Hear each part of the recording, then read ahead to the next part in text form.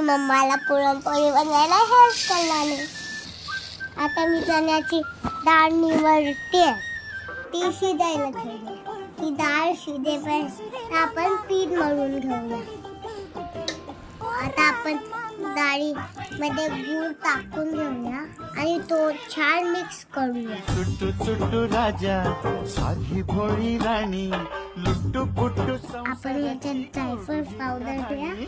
राजा करी खोड्या राणी डोळा पाणी तरी गाती लाडे लाडे गुलू गुलू गाणी शिकला पाणी. आता आपण पोळी लाटायला घेऊया. बघा मी कशी लाटते पोळी. राजा राणीची जणू आगळी तरा टाकते तव्यावर आणि हे आता फुगून आली माझ्या ताटात.